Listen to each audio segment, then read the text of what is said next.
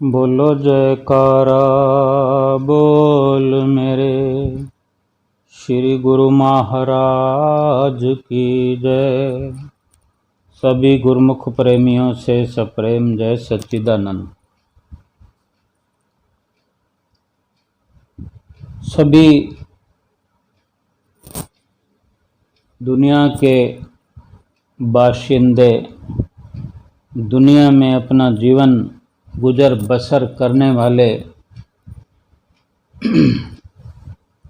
कोई न कोई सुख का एक माध्यम अपने तसव्वुर में, अपने दिलो दिमाग में संजो कर रखते हैं।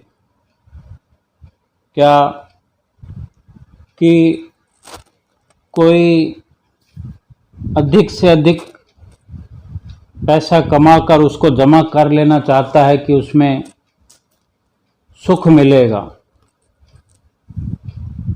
कोई जितना भी कमाते हैं उसको सब खर्च करके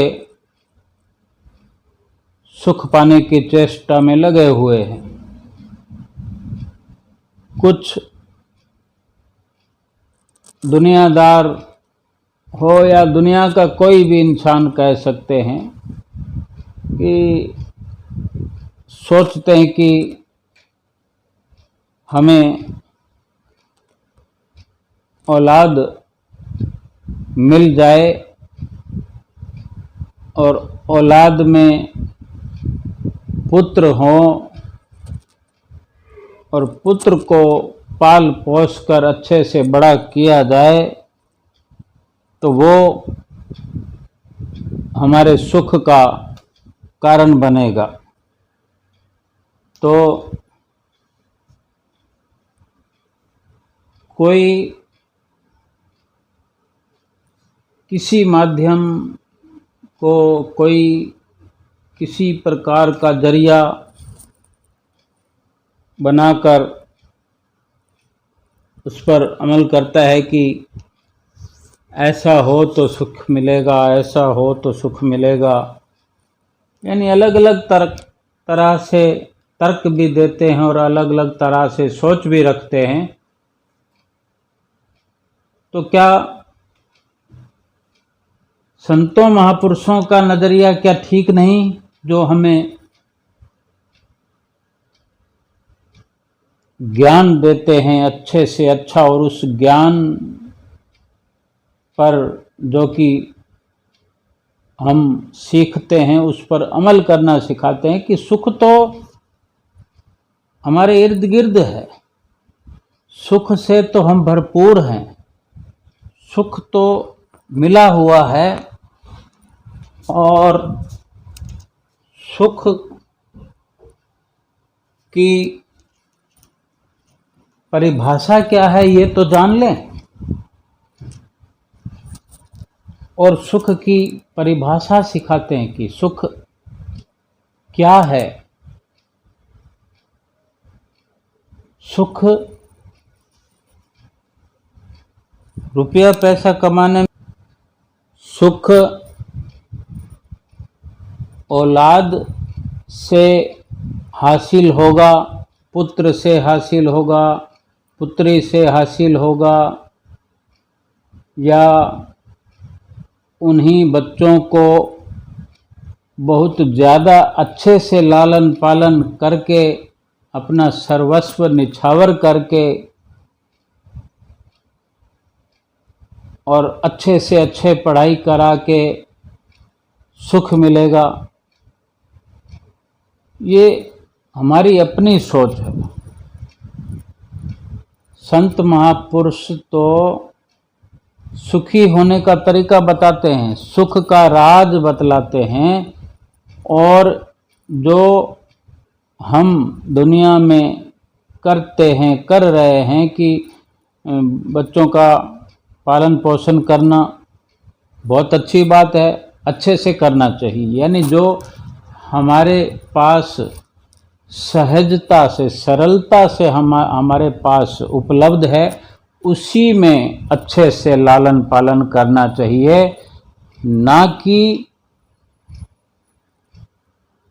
बहुत अधिक निछावर होने जैसी भावना रख के सब कुछ सर्वस्व लुटा दिया जाए और फिर पश्चाताप करना पड़े, वो भी ठीक नहीं है। जो कुछ हमारे पास है उसी में, लेकिन अधिक समय उनको देकर, अधिक लाड़ प्यार उनको देते हुए, अच्छे संस्कारों से भरपूर उनको हर पल करना चाहिए। सांसारिक शिक्षा के साथ आध्यात्मिक शिक्षा भी उनको देते रहना चाहिए, जो संस्कार धीरे धीरे पुष्पित पल्लवित होकर समय आने पर वो स्वयं भी सुखी रहें और हमें भी उन संस्कारों का जो हमने उन्हें दिए, जो हमने उन्हें सिखाया, लाभ प्राप्त हो हमें भी। अगर हम ये सोचते हैं, क्योंकि देखा जाता है कई बार माताएं, बहनें, भाई लोग अगर कहीं सत्संग में जा रहे होते हैं, कीर्तन में जा रहे होते हैं, तो बच्चों को दबाव, प्रेशर बनाकर उनको घर में बिठा कर जाते हैं।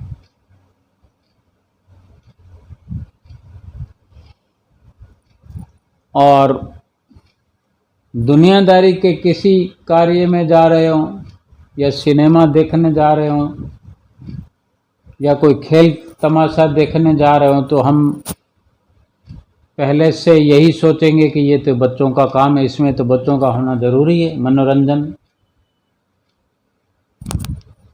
खेल तमाशा देखेंगे, खुश होंगे।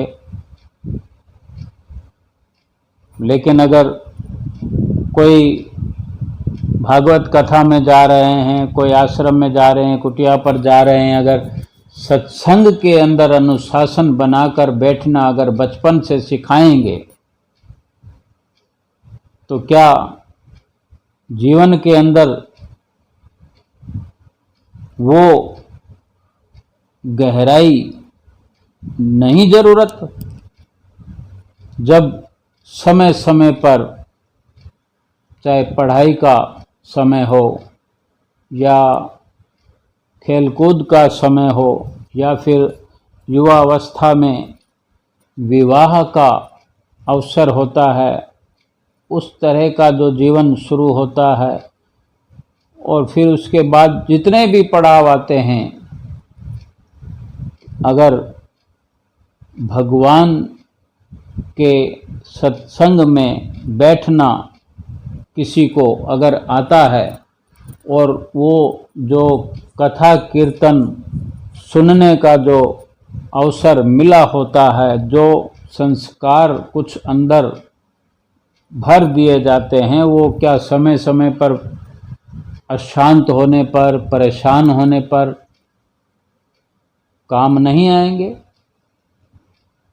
और आज संसार में देखने में आता है कि ऐसे उच्च संस्कारों का अभाव होने के कारण दुनिया अधिक से अधिक संताप में है, दुख से ग्रसित है, और समाधान नहीं उनके पास।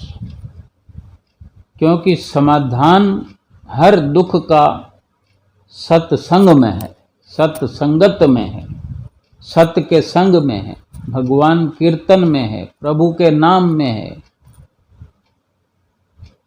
कौन सिखाएगा? ये संत महापुरुष सिखाते हैं, समझाते हैं और यकीन कराते हैं। जो गुरुमुख प्रेमी श्री गुरु महाराज जी की नज़दीकी में रहते हैं और अमली कार्रवाई करते हैं, प्रैक्टिकल जो भक्ति पर अपना समय खर्च करते हैं, वो यही चाहते हैं कि हमारे बच्चे भी संस्कारी हों। तो वो जो गुरुमुख प्रेमी होते हैं अनन्य किस्म के, वो अपने बच्चों को बचपन से, पहले दिन से हर बार लगातार बार बार संतों महापुरुषों की चरण शरण में ले जाया करते हैं। वही बच्चे आगे चलकर अच्छे संस्कारों वाले अपने माता पिता के नक्शे कदम पर चलते हुए फिर संतों महापुरुषों के नक्शे कदम पर चलकर दुनियावी तरक्की के साथ साथ आत्मिक तरक्की भी प्राप्त करते हैं। और ठीक इसके उलट संसार की हालत देखते हैं तो वो स्वयं ही माता पिता सोचते हैं कि बच्चों की तो कोई अभी उम्र नहीं है, जब अपने आप ही फैसला ले लिया जाएगा तो फिर बच्चे सीखेंगे कब। दुनिया की तरक्की के लिए सब प्रयास किए जाते हैं और वही बच्चे फिर माता पिता से दूर होते चले जाते हैं। जिस्मानी तौर पर तो सीधे सीधे नज़र आता है कि पढ़ाई के कारण, पढ़ाई की तरक्की के कारण बड़े बड़े शहरों में जाना पड़ता है और विदेशों तक पहुंच जाते हैं। लेकिन मानसिक तौर पर भी जो उन्होंने सीखा है बचपन से कि माता पिता के साथ बैठने का अवसर ही नहीं मिलता, तो वो भी उनकी जो आदत हो जाया करती है समय के अनुसार, वही परिपक्वता देखने को मिलती है कि बहुत बहुत समय तक फ़ोन पर भी बातें मुश्किल हो जाया करती है। और फिर कहीं ये विचार किया जाए कि इस वजह से ये हुआ या वो हुआ, वो सब अपनी अच्छी या बुरी सोच हो सकती है। सुख तो न नज़दीक रहने में है बच्चों के, न दूर रहने में है। सुख तो अपनी सोच में है, सुख सत्संग में है, सुख भक्ति में है, सुख समझ आ जाए सुख की। सुख क्या है ये समझ में आ जाए। महापुरुष फरमाते हैं, ना सुख संसार में ना छोड़ गया, यानी ना तो सुख संसार में है, ना सुख संसार को छोड़कर कहीं भाग जाए, हम जंगल में चले जाएं, एकांतवास में चले जाएं, या कहीं सेवा पर चले जाएं, गुरुद्वारों में चले जाएं, श्री आनंदपुर में जाकर बैठ जाएं, कहीं भी। तो एक सच्चाई का आईना दिखाते हैं महापुरुष कि ना सुख संसार में ना छोड़ गया, सुख है विच विचार में सतगुरु शरण पया। कि इंसान कहीं भी रहे, घर में रहे, बाहर रहे, श्री गुरु महाराज जी के आसपास रहे, दूर रहे, कोई फर्क नहीं पड़ता, लेकिन उनका बन के रहे, उनकी हिदायत पर रहे, उनकी मौज पर रहे, उनके कहने पर, उनकी आज्ञा पर मनन करे, इसी में सुख है। संसार की अपनी अपनी धारणा हो सकती है। एक पति पत्नी थे, वो बे औलाद थे, उनके कोई औलाद नहीं थी, गरीब थे वो। तो जो वो बुजुर्ग था वो शुरू से ही उसका काम था कि रेलवे स्टेशन के पास झोंपड़ी में रहता था, तो चाय की केतली अपने घर से बनाकर रेलवे स्टेशन पे आ जाता और जब कोई गाड़ी आकर रुकती तो उसमें चाय बेच बेच कर पैसे इकट्ठे करता। केतली खाली हो जाती, फिर से वो अपनी झोंपड़ी में चला जाता और दूसरी केतली बना लाता, उसकी घरवाली बना कर देती थी और जब तक वो थोड़ा विश्राम कर लेता। एक दिन चाय बेचकर वो अपनी झोपड़ी में चला गया। झोपड़ी में जाकर अपनी जो उसकी बुजुर्ग पत्नी थी उसे कहा, दूसरी ट्रेन आने वाली है, केतली चाय की बना दो और मैं थोड़ा आराम कर लूं। और उसी दौरान वो कहता है कि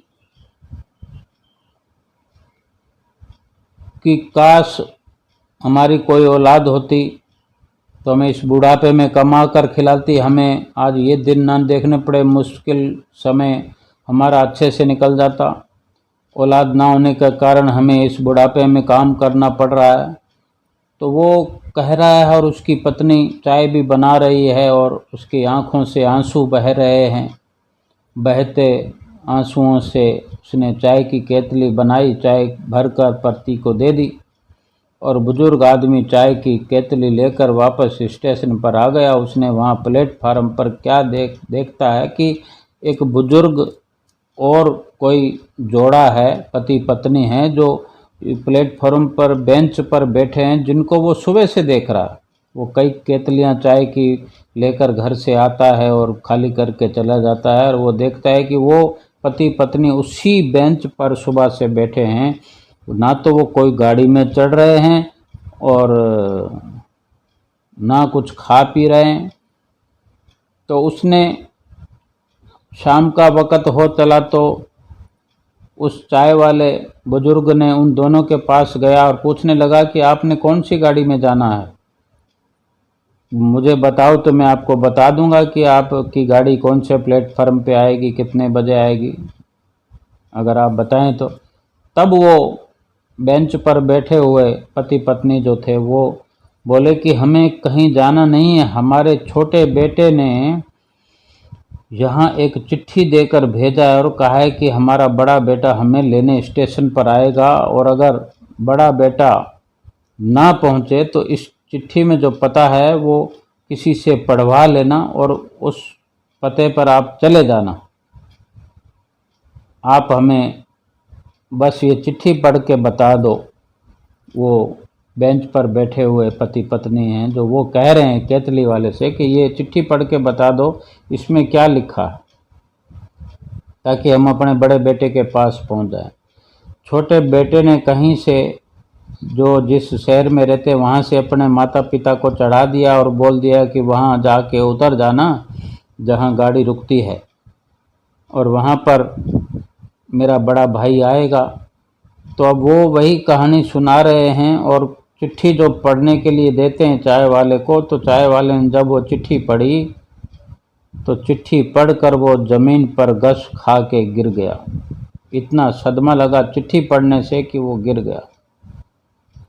उस चिट्ठी में ऐसा क्या लिखा था कि ये मेरे माता पिता हैं, जो भी इस चिट्ठी को पढ़े वो फिर इन मेरे माता पिता को किसी वृद्धाश्रम में छोड़ आए।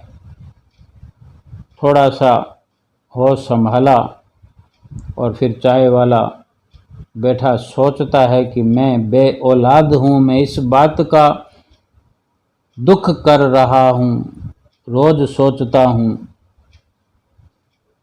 कि मुझे इसलिए काम करना पड़ता है, अगर औलाद होती तो काम न करना पड़ता।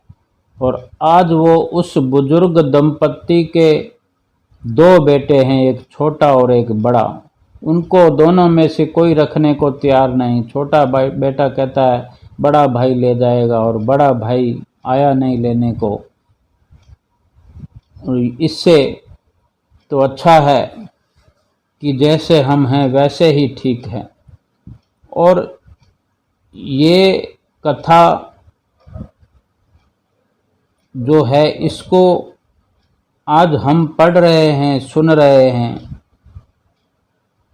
इसको एक संत सुनाया करते थे बैठी हुई संगत को, और सुनाकर फिर पूछते थे। क्योंकि आज औलाद का बहुत बड़ा दुख मानती है दुनिया। औलाद हो तो दुख, औलाद ना हो तो दुख, औलाद अच्छी ना हो तो दुख। संत समझाते हैं अच्छे से, पहले पूछते हैं बताओ भाई औलाद होनी चाहिए या नहीं होनी चाहिए, क्योंकि इस कथा में दोनों पहलू हैं, औलाद वाला और बिना औलाद वाला। तो कोई कुछ जवाब देता, कोई कुछ। फिर संत जी, महात्मा जी सबको समझाते हैं कि सुख जो है वो औलाद से नहीं मिलता और ना ही दुख औलाद से मिलता है। सुख या दुख औलाद होने या ना होने से नहीं मिलता। सुख दुख तो अपने कर्मों के अनुसार मिलता है, अपने कर्मों के अनुसार मिलता है। और फिर अगर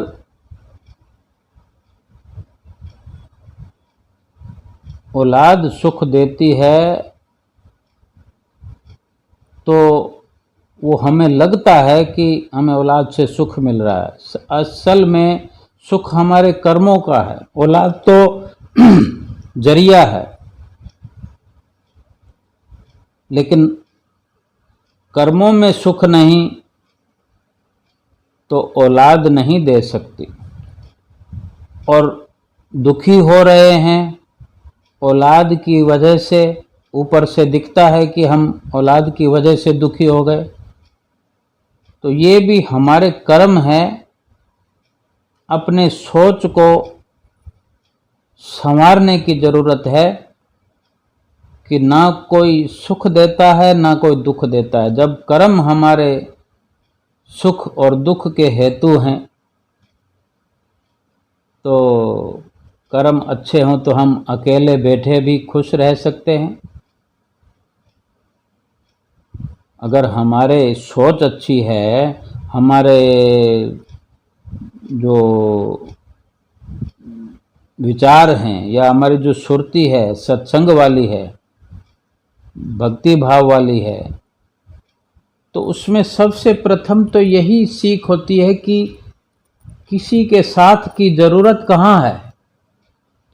और जिसको सही मायने में प्रभु के नाम का सहारा मिल गया है, सतगुरु का सहारा मिल गया है, सतगुरु की ओट मिल गई है, उसको तो जहाँ पुकारते हैं वहाँ पहुँचते हैं। फिर किसी का जरिया बनाकर भेजेंगे सतगुरु, तो किसी के माध्यम से सुख आएगा ये वो जाने। लेकिन हमें ये चिंता करने की क्या जरूरत है, हम तो चिंतन में लगे रहें। हमें जो समझाते हैं कि